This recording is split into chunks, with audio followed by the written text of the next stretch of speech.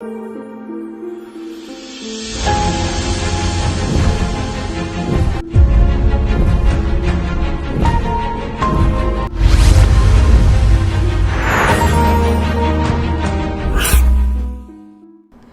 कुंडली का द्वितीय और अष्टम, इन भावों में देव गुरु बृहस्पति अगर बैठे हों तो ऐसा जातक अपने किसी अतृप्त इच्छा को लेकर के जन्मा हुआ है। पूर्व जन्म की कोई इच्छा इसकी अधूरी रह गई थी, अतृप्त रह गई थी, उसी को पूर्ण करने के लिए जन्मा हुआ है। और वो अगर प्रयत्न करे तो उसकी इच्छा इस जन्म में अवश्य पूर्ण होगी।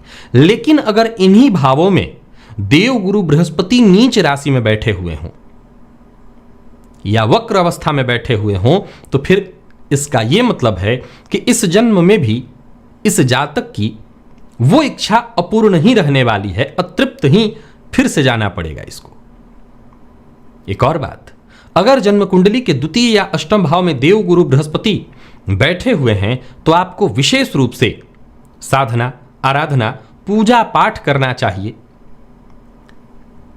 देवता, ऋषि, ब्राह्मण, गुरु, इनका विशेष सम्मान करना चाहिए। इनका भूल कर भी अपमान मत करिए, क्योंकि जन्म कुंडली के द्वितीय और अष्टम में अगर कहीं गुरु बैठे हैं तो समझ लीजिए कि आपकी इच्छा की पूर्ति इन्हीं के आशीर्वाद से होने वाली है। यानी जिन इच्छाओं को लेकर के कई बार यह तय करना मुश्किल है कि आपकी वो कौन सी इच्छा है जिसे आप इस जन्म में लेकर के आए हैं, लेकिन अगर देव गुरु बृहस्पति हैं द्वितीय और अष्टम में तो निसंदेह आप किसी न किसी अपनी अतृप्त इच्छा को लेकर के आए हैं।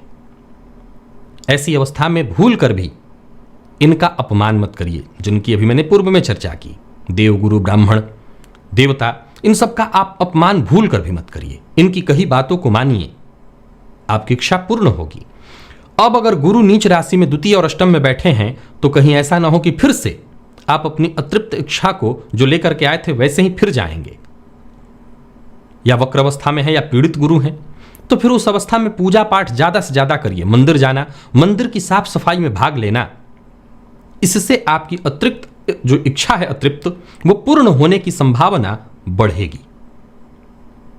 तो अगर आपकी जन्म कुंडली में ऐसी ग्रह स्थिति है तो सावधान हो जाइए और देवताओं की आराधना शुरू करिए। निसंदेह आप अपनी अतृप्त इच्छा पूर्ण कर सकेंगे।